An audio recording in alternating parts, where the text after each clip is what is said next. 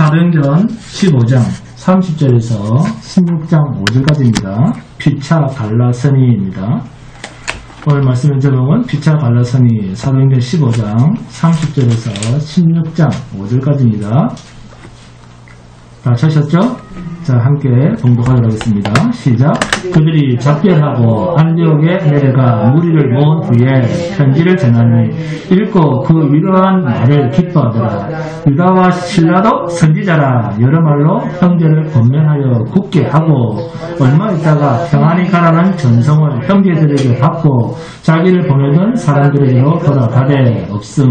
바울과 바나바는 안디옥에서 일하며 수다한 다른 사람들과 함께 주의 말씀을 가르치며 전파하니라. 며칠 뒤에 바울이 바나바에게 나가되 우리가 주의 말씀을 전한 각 성으로 다시 가서 형제들이 어떠한가 방문하자 하고 바나바는 마가라 하는 요한도 데리고 가고자 하나 바울은 밤빌리아에서 자기들을 떠나 함께 일하러 가지 아니한 자를 데리고 가는 것이 옳지 않다 하여 서로 심히 다투어 피차 갈라서니 바나바는 마가를 데리고 배 타고 그무로로 가고 바울은 신라를 택한 후에 형제들에게 주의 은혜에 부탁함을 받고 떠나 수리아와 길리기아로 다니며 교회들을 경고하게 하니라.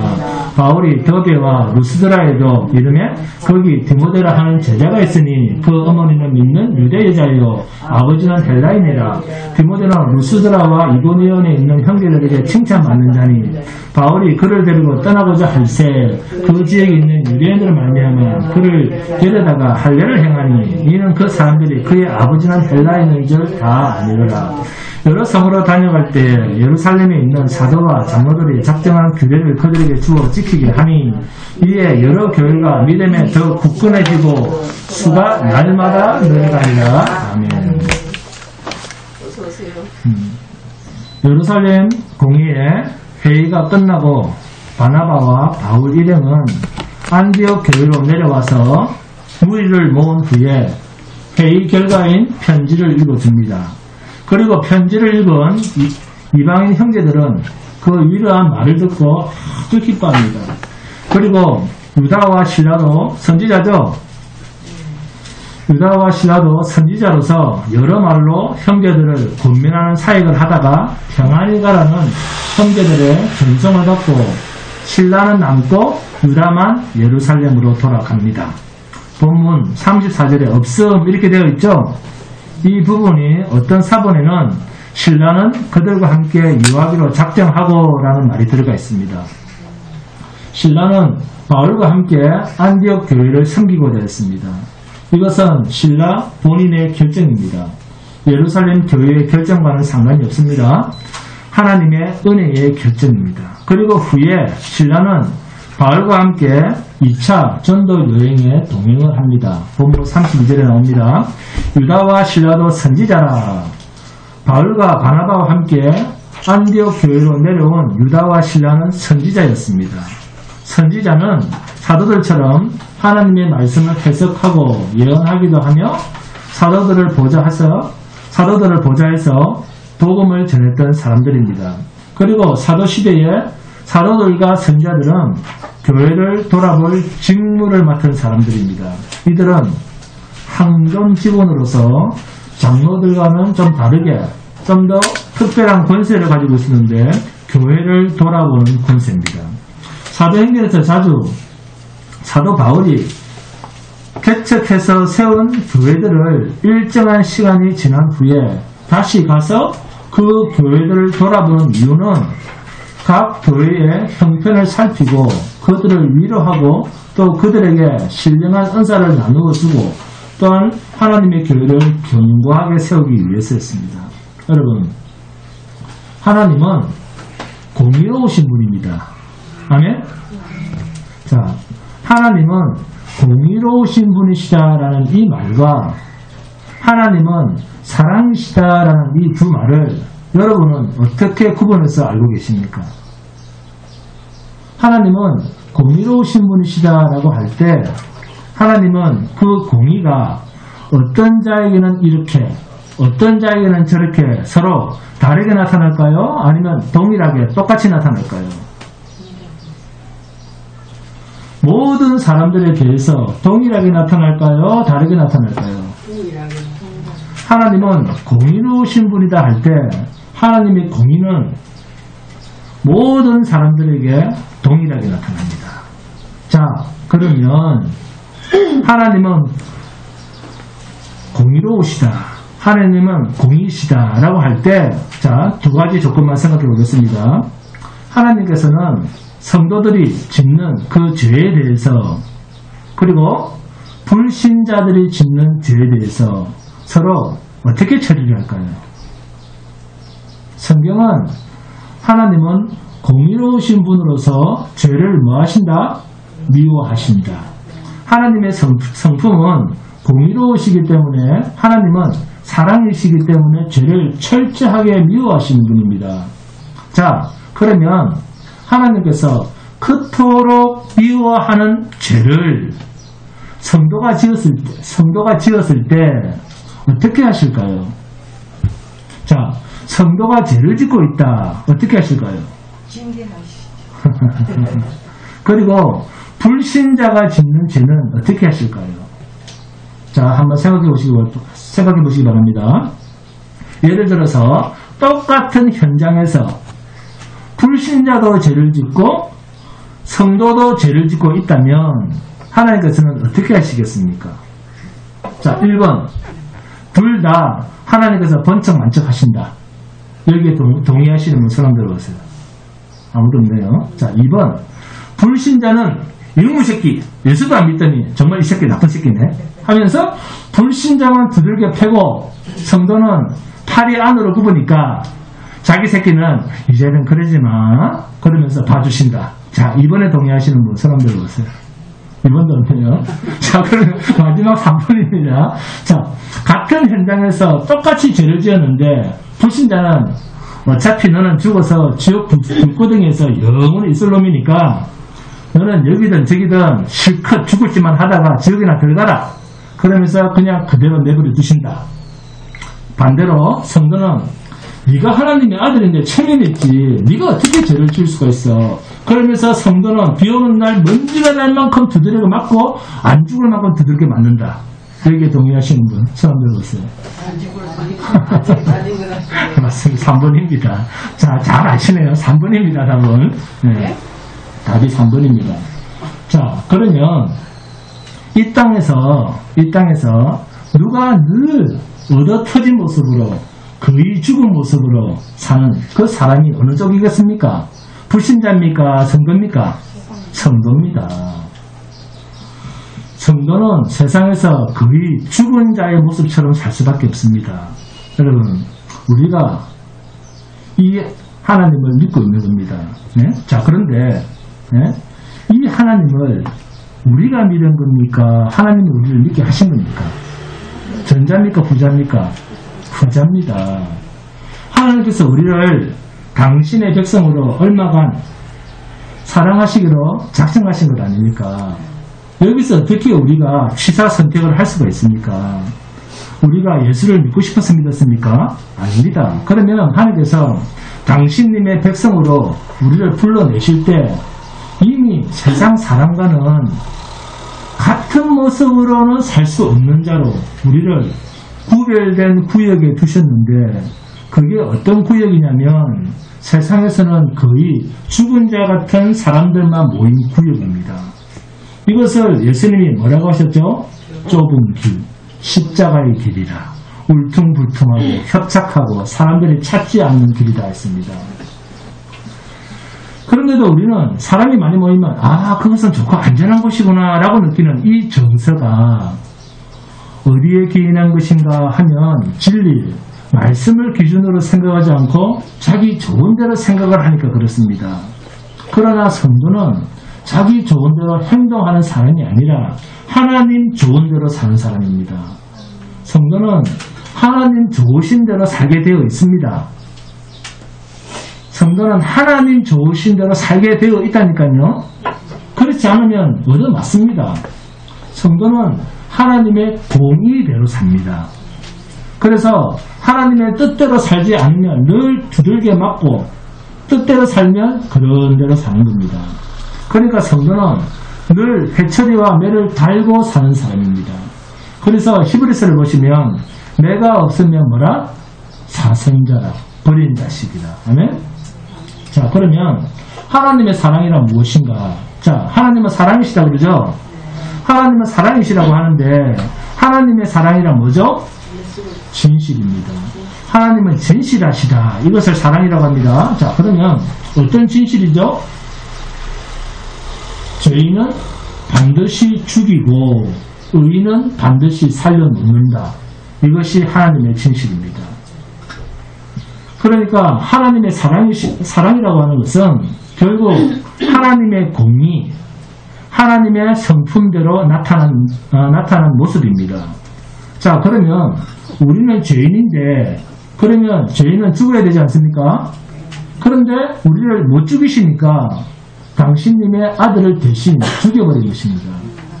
우리의 죄값을 죄 없는 당신의 아들의 뒤집어 씌워서 십자가에서 죽이신 것입니다.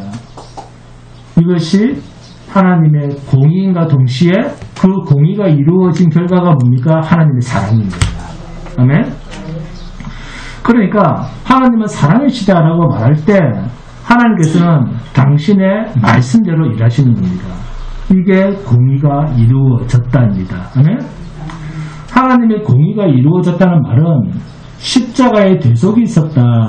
내 죄값을 누군가에게 물었다 그 말입니다. 이것이 하나님의 사랑입니다. 그래서 사랑이라고 하는 말은 하나님의 공의가 이루어진 현장이라고 하는 그런 말입니다. 그런데 인간은 자기 자식이 잘못을 해도 잘못이 없었던 것처럼 덮어주기만 하면 그게 사랑인 줄 압니다. 그러니까 얼마나 타락한 생각입니까? 우리 애는 절대 그럴 애가 아닙니다. 애가 친구를 잘못 만나서 그렇습니다. 진실을 덮으면서 그런 일 없었다고 말해주세요. 이렇게 하는 것을 사랑인 줄 압니다. 그렇지 않으면 사랑이 아닌 줄 압니다. 인간은 거의가 내가 하면 사랑, 남이 하면 불륜입니다. 여러분, 진리라고 하는 것은 우선 인간이 마음대로 기준을 정할 수도 없고 변하거나 중간에 사라지지도 않는 것입니다. 진리는 영원한 것입니다. 진리의 속성은 영원성입니다. 그리고 사랑은 진실해야 되는 속성을 가지고 있습니다. 진실하되 사실을 사실대로 드러내되 용서가 있어야 됩니다. 사랑은 용서의 속성을 가지고 있습니다.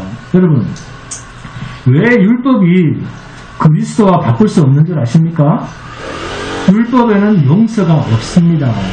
법은 용서가 없습니다. 오늘 본문을 보시면 사도들 간에 싸움이 벌어졌습니다. 그렇죠? 바울과 바나바 두 사도가 전도하는 문제 때문에 싸움을 합니다. 일반 성도도 아니고 이게 있을 수 있는 일입니까? 그럼에도 성경에는 기록되어 있습니다. 예, 목사님, 바울도 사람입니다. 바나바도 사람입니다. 그러니까 감정이 서로 상하면 싸울 수도 있죠. 그렇게 생각하십니까? 성경은 그런 인간적인 문제를 기록하지 않습니다. 성경의 성격이 뭡니까? 성경이란 하나님의 계시입니다. 그런데 사도들이 인간적인 서로의 부주의 때문에 싸운 것을 성경에 기록되어 있다. 그렇게 생각하시면 안 됩니다. 그리고 성경에는 바나바와 바울 사도가 서로 싸워서 각자 다른 길로 갔는데 누가 옳았다 그런 기록은 없습니다. 그래서 오늘 본문 해석은 아주 중요합니다. 그렇지 않으면 교회에서 분란이나 다툼이 생겼을 때 사도들도 싸우는데 우리들이 싸움들 그게 하나님의 영광이랑 무슨 상관이 있습니까? 이런 핑계를 댈 수가 있습니다. 자기가 하는 잘못된 짓을 정당화하는 구실로서 오늘 본문이 악용될 소지가 있기 때문에 오늘 본문의 의미를 여러분이 잘 아셔야 됩니다. 그렇지 않으면 우리가 하나님의 교회를 섬기다가 서로 스틀리면 서로 마음이 맞지 않으면 서로 좋은 쪽으로 갈라설 수 있습니다. 네? 그리고 바울도 바나바도 그랬는데 우리도 그렇게 할 수 있지 않습니까? 갈라설 수 있지 않습니까? 이런 말을 쉽게 할 수 있다는 겁니다. 여기서 한술 더 떠서 바울과 바나바도 그렇게 싸웠지만 그들 나름대로 교회도 돌아보면서 더 많은 수확이 생기지 않습니까? 이렇게 싸운 것도 하나님의 뜻이지 않습니까? 이렇게 말할 수 있다는 겁니다. 성도들 간의 싸움을 하나님의 뜻이었다 그렇게 생각하거나 말해서는 안 됩니다. 자, 여러분, 자, 본문 30절 31절을 봅니다. 그들이 작별하고 안디옥에 내려가 무리를 모은 후에 편지를 전하니 읽고 그 위로한 말을 기뻐하더라. 그러면서 본문 35절에 보니까 바울과 바나바는 안디옥에서 유하며 수다한 다른 사람들과 함께 주의 말씀을 가르치며 전파하니라. 지금 바울과 바나바는 안디옥에 계속 머물러 있으면서 여러 다른 사람들과 함께 주의 말씀을 가르치면서 복음을 전파했다 이렇게 기록되어 있습니다. 그런데 본문 36절부터가 문제가 생깁니다. 자, 본문 36절입니다. 며칠 후에 바울이 바나바더러 말하되 우리가 주의 말씀을 전한 각 성으로 다시 가서 형제들이 어떠한가 방문하자 하고, 자, 그동안 전도를 하고 주의 이름으로 모이는 여러 이방 교회들을 격려하고 그들을 믿음에 굳게 세울 그런 일을 우리가 좀 하자 그 말입니다. 얼마나 좋은 일입니까? 그런데 본문 37절에서 40절입니다. 37절부터 40절 함께 봉독합니다. 시작. 바나바는 나가라 하는 요한도 데리고 가고자 하나 바울은 밤빌레에서 자기들을 떠나 함께 일하러 가지 아니한 자를 데리고 가는 것이 옳지 않다 하여 서로 심히 다투어 피차 갈라서니 바나바는 나가를 데리고 배 타고 그부르러 가고 바울은 실라를 택한 후에 형제들에게 주의 은혜의 부탁함을 받고 떠나. 아멘. 바나바 사도가 나가 요한도 데리고 갑시다. 그런데 바울은 우리가 밤빌리아에서 다른 데로 갈 때 우리 일행에서 스스로 떠나서 예루살렘으로 돌아간 그 사람을 어떻게 우리가 이 주의 일에 같이 동력자로서 다시 데리고 갈 수 있겠어? 이렇게 바울이 반론을 제기합니다. 그 이유는 사도행전 13장 13절을 보시면 나옵니다. 바울과 및 동행하는 사람들이 바보에서 배 타고 밤빌리아에 있는 더가에 이르니 요한은 그들에게서 떠나 예루살렘으로 돌아가고 나오죠. 마가가 전도 대회에서 이탈해버린 겁니다. 마가가 무슨 일로 이탈했는지 구체적으로 기록되어 있지는 않습니다. 마가가 몸이 아파서 긴 이방 여행에 뭔가 힘이 딸려서 돌아갔는지 아니면 바울의 전도 방식이 자기 마음에 안 들어서 기분 나빠서 돌아갔는지 아니면 일행들과 사소한 다툼이 있어서 인간 개인 감정 때문에 돌아갔는지 성경을 통해서 우리는 정확히 알 수는 없습니다. 그런데 문제는 전도하는 이 일행의 대열에서 이탈해서 혼자 스스로 고국으로 돌아가버린 겁니다. 이 일을 바울이 이야기를 하면서 밤빌레아에서 우리를 떠나 함께 일하러 가지 아니한 자를 어떻게 데려갈 수 있느냐 그러면서 본문 39절에 놀라운 표현이 나옵니다. 본문 39절에 서로 심히 다투어 굉장한 싸움이 벌어졌다 그 말이에요. 네? 우리 용군사님과 잘 아시는 싸움이에요. 얼마나 큰 싸움이 있었던지 서로 갈라서 버린 겁니다. 둘씩 짝지어서 전도를 명하신 주님의 전도 대열이 바울과 바나바 두 사도에 의해서 갈라져 버린 겁니다. 지금까지의 사역으로 볼 때 바울과 바나바는 서로 떨어질래야 떨어질 수 없는 사이입니다. 그죠? 네. 바나바는 바울을 사도로 세우는데 사도들 앞에서 바울을 변호하고 또 바울의 증인을 썼던 사람입니다. 게다가 바울이 자기 고향으로 가서 은둔 생활할 때 안디옥에서 길리기아 다소까지 가서 이 생명의 복음 그리스도 예수를 증거하는 복음의 대회에 동참시킨 장본인이 누굽니까? 바나바입니다. 이러한 바나바 자신이 사도로서 주의 일을 할 수 있도록 밑바탕을 깔아줬던 복음 사역의 은인이요 복음 전파에 있어서는 뗄래야 뗄 수 없는 동반자격이 바나바. 그 바나바와 얼마나 다퉜으면 서로 갈라서 버립니다. 그리고 40절을 봅니다. 40절에 바울은 신라를 택한 후에 형제들에게 주의 은혜에 부탁함을 받고 떠나. 여기 신라가 누굽니까? 예루살렘에서 파송받은 유다와 함께했던 그 일행 중 한 사람입니다. 바울은 예루살렘에서 파송받은 이 신라를 택하고 바나바는 차버리고 그죠? 바나바는 갈라졌습니다. 네. 바나바 대신 신라를 택했습니다. 그리고는 새로운 전도대를 꾸려서 떠나버립니다. 인간적으로 생각해보면 어떻습니까? 인간적으로 생각하면 배신자 바울 아닙니까? 배신자요 아닙니까? 네? 야, 써먹을 만큼 다 써먹고, 예? 그리고 또 써먹을 만한 신라가 오니까 나를 차버리네? 이렇게 생각할 수 있습니다. 지금까지 바울은 바나바 정도로 자신에게 힘이 되어줄 사람은 없었습니다. 그런데도 헤어집니다. 참으로 안타까운 모습입니다. 여러분들 그렇게 보이죠? 게다가 본문 31절을 봅니다. 바나바는 나가라 하는 요한도 데리고 가고자 하나. 나가도 데리고 가자고 바나바가 바울에게 부탁을 하고 있습니다. 네? 그러면 바울이 아무리 마가가 어떤 잘못을 했다 하더라도 바나바 체면을 생각했어라도 그죠? 네? 마가를 용납하고 받아줄 수 있는 문제 아닙니까? 그런데도 왜 바울은 자기 목숨의 은인이요 복음 전파의 절대적인 동반자였던 바나바와 심히 다투고 갈라지면서까지 이방 선교에 아니 사람이 많이 모이면 모일수록 사람이 많으면 많을수록 전도하기 더 편하고 그죠? 더 유익할 텐데 더 좋을 텐데도 바울은 마가 요한을 왜 용납하지 않았을까요? 바울은 주님의 십자가 정신에 자기 목숨까지도 내놓은 사람입니다. 바울을 잘 아시죠? 자기를 죽이려고 하는 사람들을 단 한 차례도 공격하거나 복수를 한 적이 없는 사람이 바울입니다. 자기를 죽이려고 하는 사람들까지 용서한 사람인데 바울은 왜 하필이면 이방 교회를 굳게 세우는 이 일에는 동역자 바나바와 그렇게 심하게 다투면서까지 왜 마가 요한을 동참시키지 않았을까요? 우리는 이것을 알기 위해서 어느 정도 바울 서신에 대한 이해가 필요합니다. 바울 서신은 바울이 썼습니다. 이방 여러 교회 또는 개인에게 편지를 보낸 겁니다. 그러나 그럴지라도 바울 서신은 하나님의 성령으로 감동해서 쓴 하나님의 말씀입니다. 아멘. 바울 서신이라고 해서 바울의 개인적인 인격이 묻어난 책이 아닙니다.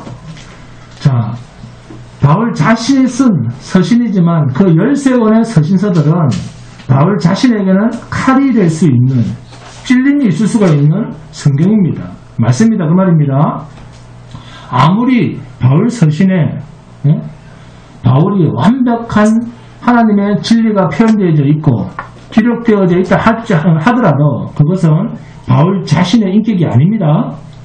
우리가 성경을 읽을 때 하나님께서 주의 성령께서 바울을 도구로 사용해서 그렇게 증거하신 결과물이 성경입니다. 그래서 바울 서신을 보면서 야, 바울이 이런 인격이었으니까 이 사건의 전적인 책임자는 바울이겠다, 바나바겠다 그렇게 평가해서는 안 된다는 말입니다. 자, 그러면 바울과 바나바가 다툰 이 사건이 잘못인가 잘못이 아닌가 하는 것을 함께 생각해 보겠습니다. 여러분, 성경에서 일어난 하나님의 계시의 말씀은 어떤 사람이 잘했다 잘못했다로 접근하는 것은 성경을 윤리 도덕책으로 격화시키는 사탄의 종들이라는 짓입니다. 바울은 이래서 대단하고 다윗은 그 어린 나이에도 너무너무 멋지고 요셉은 이방나라에서 총리까지 오르고 그러면서 누구를 닮아야 됩니다. 이렇게 성경을 보면서 사람을 보면 안 된다고 말입니다. 여러분, 다윗도 죄인이고 요셉도 죄인이고 바울도 죄인입니다. 단 하나님께서 다윗을, 요셉을, 바울을 사랑하시기로 작정하시기 때문에 다르게 나타난 것 뿐입니다. 누가 더 선하고 누가 더 나쁜 게 어디 있습니까? 하나님 앞에서는 모두가 다 죄인임을 믿으시기 바랍니다. 왜 성경을 윤리 도덕책으로 자꾸 봅니까? 바울과 바나바의 다툼을 가지고 누가 더 옳았냐 누가 더 잘못했냐로 따지는 것은 성경을 윤리 도덕책으로 보고 싶은 사람들한테만 보이는 미혹입니다. 성경이 성도들끼리나 싸우면 안 됩니다. 자, 이 말 하려고 기록했겠다. 그렇게 생각하시는 분 있습니까? 세상 사람들도 입으로만 싸워도 좋지 않다는 정도는 다 압니다. 자, 그러면 본문에서 이 다툼에 대해서 옳고 그름을 판단하는 것이 아니다라고 하면 이 두 사도에 대해서 우리는 어떤 차원에서 이해를 하면 좋겠습니까? 이 두 사도가 복음을 전하러 갔는데, 복음을 전하러 가는데 지금 완전히 갈라섰습니다. 도대체 어떤 목적으로 성경은 이 사건을 기록했을까요? 두 사도가 다투는 문제는 오늘 우리들의 문제이기도 합니다. 이와 유사한 사건이 생기면 그때 우리는 어떻게 할 것인가에 다투어서라도 갈랐어야 됩니다. 만약 우리가 똑같은 이런 상황이 닥치면 어떻게 된다고요? 싸워서라도 서로 갈랐어야 됩니다. 다투어서라도 갈랐을 이유가 있다는 겁니다. 그 명분을 하나님께서 우리에게 주신 겁니다.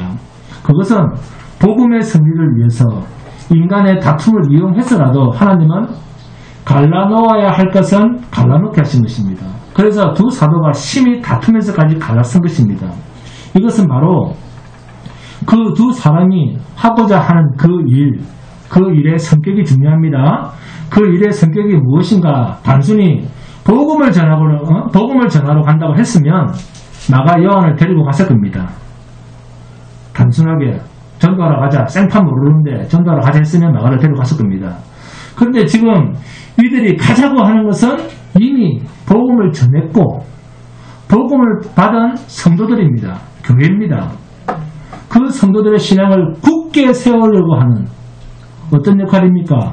지도자의 지도자로서 탁월한 지도력을 행사해야 할 영적 분별력을 가지고 행사해야 될 사역입니다. 그래서 아무나 갈 수 있는 사역이 아닙니다. 그래서 그들이 지금 하고 있는 믿음의 삶이 이방에서 우상 숭배에서부터 온갖 사탄의 미혹에서 이방교회 그리스도인들이 얼마나 어려움을 당하고 있습니까? 그럼에도 오직 예수로만 사는 핍박 가운데서도 순수한 신앙을 지키기 위해서 어떤 사람들이 가서 도와야 되는데 어떤 사람들이 가면 도우면 좋겠습니까? 영적 안목을 가진 사람이 필요하다. 그죠? 그리고 그런 사람이 가야 됩니다. 그 영적 지도력과 영적 안목을 가진 사람이 가야 된다는 말입니다. 그런데 그 일에서 현재의 자격 미달자인 마가 요한을 데리고 가자 투입하겠다는데 사도 바울이 용납이 됩니까? 안 됩니까? 안 됩니다. 바울의 입장에서는 하나님 나라의 유익을 위해서 그것은 받아들일 수가 없는 일이었습니다. 그래서 다투는 정도가 아니라 원수가 될지라도 이 사람만큼은 이 일을 시킬 수 없다는 겁니다. 앞에서도 예루살렘에서 예수를 믿는 어떤 바리새파 어떤 사람들이 스리아 안디옥 교회에 와서 모세의 법을 따라서 할례를 받아야 구원을 얻는다라고 이렇게 거룩한 지식이 없었던 그 사람들 때문에 이방 교회가 얼마나 시끄러웠습니까? 이방 교회의 순리를 지키기가 얼마나 어려웠습니까? 그래서 예루살렘 공회에서 사도들과 장로들과 교회의 지도자들, 선지자 유다와 실라가 파송을 받아서 회의 결과를 알려주고 다시 교회를 든든히 세워서 한 사람은 돌아가고 신라는 바울과 바나바와 함께 사역을 하고 있습니다. 이렇게 이제 막 시작한 초대교회 형편에서 어떻게 이런 일에 자격도 없는 복음을 전하는 일에 자기 감정으로 자기 기본으로 복음에 대해서 이탈한 사람을 다시 교회를 돌보는 일입니다. 이 교회를 돌보는 일에 마가를 쓸 수 있는가? 라고 하는 것에 대해서 바울은 누구를요? 신라를 택한 것입니다. 예루살렘에서 진리에 대해서 문제가 있는 오직 예수, 오직 은혜로만 구원을 얻는다라고 하는 그 일에 편지를 가지고 교회에 결정을 알려주고 유다는 돌아가고 다시 교회를 든든히 세우고자 함께 사역을 한 그 신라를 택한 이유 속에 답이 있습니다. 그게 40절, 41절입니다. 함께 있습니다. 시작. 바울은 신라를 택한 후에 형제들에게 주의 은혜의 부탁함을 받고 떠나 스리아와 길리기아로 다니며 교회들을 견고하게 하니라. 아멘. 바울의 입장은 철저하게 교회에서 검증된 지도자를 데리고 가야겠다는 겁니다. 네? 그게 신라입니다. 네? 선지자잖아요. 네? 철저하게 교회에서 검증된 지도자를 데리고 가겠다 하는 게 바울의 의도였습니다. 왜요? 이방에 전해진 복음을 받은 자들이 순수하게 복음을 받고 굳게 세우는 일을 하는데 어떻게 그런 막중한 사역에 자기 감정에 치우치는 그런 마가를 데리고 갈 수 있느냐 그 말입니다. 지금 이방 교회는 오직 복음이라고 하는 순결성을 잃어버릴 정도로 교회 안에는 온갖 이설을 가진 사람들이 너무 많아서 예루살렘 공회에서 사람을 파송할 만큼 어려움에 처해 있었습니다. 그래서 다시 이방교회 그 형제들을 방문해서 복음 위에 그들을 굳게 세우고자 하는 그 일에 나그네를 데리고 갑시다. 안 된다는 겁니다. 아무리 목숨의 은인이요 생명의 은인을 할지라도 바나바의 말을 순순히 받아주면서 그래요, 좋은 게 좋은 거죠. 그렇게 할 수는 없다는 겁니다. 이 일에 우리가 서로 갈라지더라도 오직 예수로만 일해야 되겠다는 겁니다. 그래서 신라를 택했다는 말은 바나바까지 포기했으라도 아무리 나한테 은인인 그 바나바까지 내가 포기했으라도 이방 교회를 든든히 세우는 일이 바나바보다 더 중요하다. 그 말입니다. 여러분, 우리가 잘 아는 대로 율법은 행함의 문제이면서 동시에 믿음의 문제라고 한다면 반드시 그 율법대로 행하지 않으면 믿음이 없는 것입니다. 자, 그렇다면 오늘 본문에서 바울과 바나바를 우리가 어떻게 판단하면 좋겠습니까? 율법적 기준으로 판단한다면 서로 다투고 갈라선 그들은 과연 믿음이 있는 사람입니까? 믿음이 없는 사람입니까? 없는 사람입니다. 네? 그러면 그렇게 바나바와 바울처럼 훌륭하고 믿음이 좋은 사람들이 왜 다투고 갈라서기까지 하면서 교회를 세우려고 하는가? 여기에 대해서 우리는 깊고도 거룩한 고민을 하면서 판단을 해봐야 됩니다. 그래야만 이 믿음이 가진 속성에 대해서, 믿음이 가지고 있는 간절함에 대해서, 믿음에 대한 순수성에 대해서 우리가 제대로 알 수가 있습니다. 믿음은 기준이 없고 자기 믿고 싶은 대로 믿는가? 그게 아닙니다. 믿음은, 복음은 선명한 기준이 있습니다. 그런데도 우리는 늘 믿음이 있다 하면서 믿음이 있으면 어떻게 갈라칠 수가 있습니까? 믿음이 있으면 어떻게 저렇게 다툴 수가 있습니까? 믿음이 있으면 어떻게 저렇게 분쟁이 있을 수 있습니까? 이게 전부 믿음을 말하지만 그 속에는 뭐죠? 율법적 행위를 믿음으로 보고 있는 겁니다. 여러분, 믿음은 믿음이요, 율법은 행위입니다. 그렇죠? 믿음은 믿음입니다. 믿음은 믿는 거예요. 율법은 행위입니다. 그런데도 우리는 믿음을 말하면서 자꾸 율법적 행위를 가지고 들어가서 괴롭힙니다.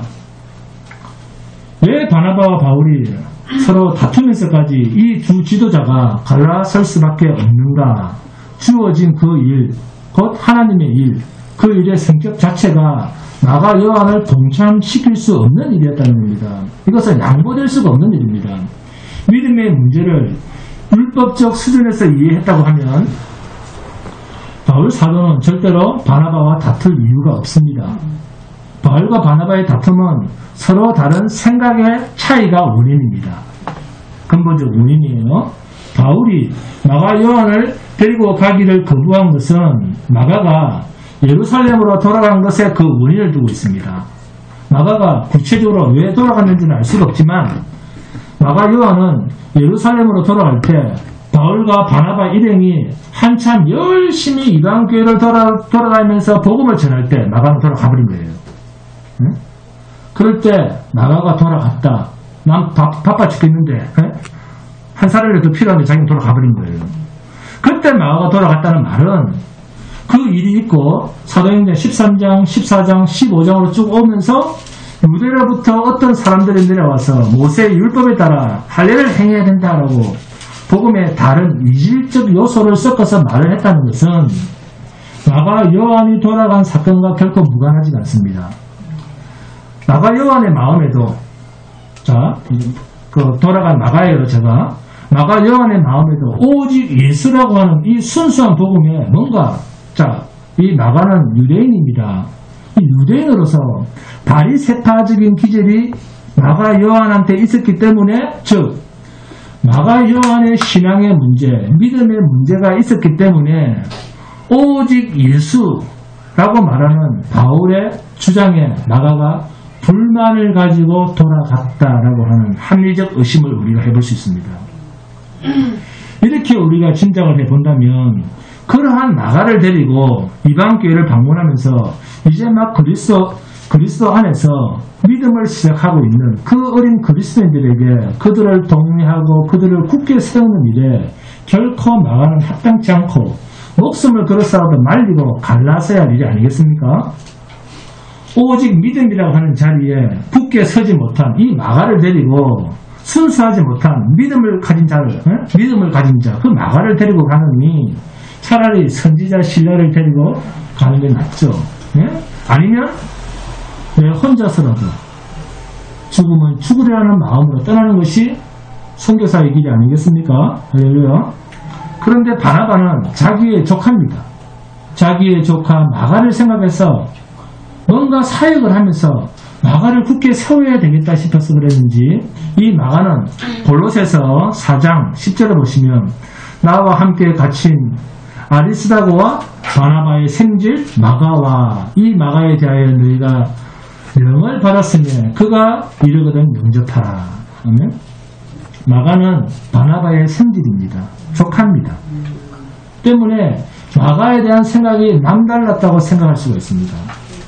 마가를 생각하는 마음이 각별했다고 볼 수가 있습니다. 아무리 마가가 믿음이 연약해서 이 전도 대회에서 떠났지만 다시 이 전도 대회를 참가시킴으로써 우리가 교회를 돌보는 가운데 주의 가르침을 제대로 마가가 받고 그가 제대로 복음에 설 수 있는 기회를 주자 이렇게 바나바가 바울에게 말했을 가능성이 큽니다. 우리가 바울과 바나바의 깊은 속마음까지는 다 알 수가 없지만 어쨌든 바울과 바나바는 마가를 위한 생각이 서로가 달랐습니다. 이렇게 서로가 달랐고 또 그 생각은 서로 충돌이 되었고 결국 갈라서게 되는 결과까지 오게 되었습니다. 그러나 이들은 서로 갈라섰지만 바나바와 바울 둘 다 그들의 사역에서 복음을 전하고 있다는 사실입니다. 인간적인 다툼이 그리스도 일꾼의 사역에서는 서로 장애가 되지 않는다는 사실입니다. 이것은 곧 복음을 전하는 것은 사람의 결단에서 되어지는 것이 아닌 하나님의 일하심 속에 잡혀있는 하나님의 일이라는 것입니다. 할렐루야. 두 사람은 다투었지만 그럼에도 불구하고 두 사람의 사역에서는 여전히 복음의 역사가 전해지고 있다는 사실입니다. 이것은 곧 그들이 일의 주인이 아니라 그들을 쓰고 계신 그들에게 복음을 전하게 하시는 하나님이 복음의 주인이라는 것입니다. 여러분 우리도 그렇습니다. 우리 인간의 모습이 사람들 앞에서 무시를 당하고 사람들 앞에서 욕을 먹고 사람들 앞에서 멸시를 당할 현저한 윤리 도덕적으로 잘못된 그런 모습으로 우리의 모습이 드러날 수가 있습니다. 그러나 하나님께서는 저와 여러분을 붙들어 쓰실 때는 아무리 사람들 앞에서 무시를 당하는 자라 할지라도 하나님은 당신의 생명의 복음을 전하시려고 할 때 그 사람을 들어 쓰시려고 할 때 하나님께서는 그 어떤 인간의 방해도 하나님께서는 방해하지 못하도록 하신다는 겁니다. 그래서 착하게 살고 서로 싸우지 않고 친하게 지내는 것이 믿음의 사역을 잘할 수 있는 조건이 될 수가 없습니다. 하나님의 복음의 사역은 하나님 스스로 하십니다. 인간의 조건이 하나님이 사용하시는 도구로 삼는데 전혀 영향력을 행사할 수가 없습니다.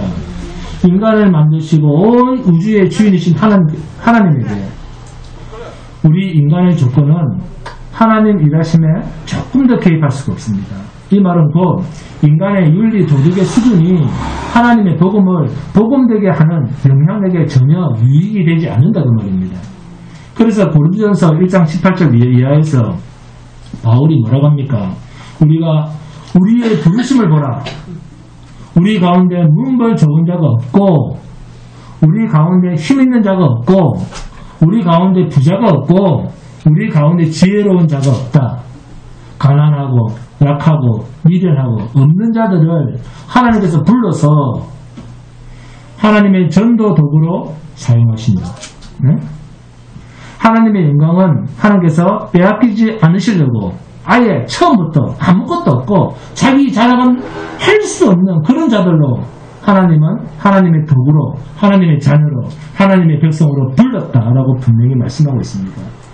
그러므로 신자가 불신자에게 세상에 보여야 할 다른 모습은 윤리 도덕의 차원 높은 자기 관리가 아니라 오직 그리스도 예수라고 하는 십자가에서 우리 인간의 죄 때문에 죄 없으신 분이 대신 죽으셨다라고 하는 오직 그리스도 예수의 십자가만 전하면 되는 것입니다. 그분만이 우리를 대속하시는 대속의 주요 죽은 자를 살리시는 유일한 생명이시라는 이 사실만 전하면 되는 겁니다. 여러분 우리는 처해 있는 환경이나 조건들이 다 다릅니다. 생각도 다르고 얼굴도 다르고 얼굴이 다른 만큼 성격도 다르고 나이도 다 다릅니다. 이 다른 것 때문에 우리는 서로가 서로를 이해하지 못해서 다툴 수 있습니다. 심하면 갈라설 수도 있습니다. 그러나 그 갈라섬이 감정의 골로 그 상황으로 끝나버린다고 하면 우리에게 있는 생명은 없다라고 하는 것이 옳습니다. 그것은 철저하게 자기 중심적인 싸움으로 끝났다라고 하는 증명서가 되기 때문에 그렇습니다.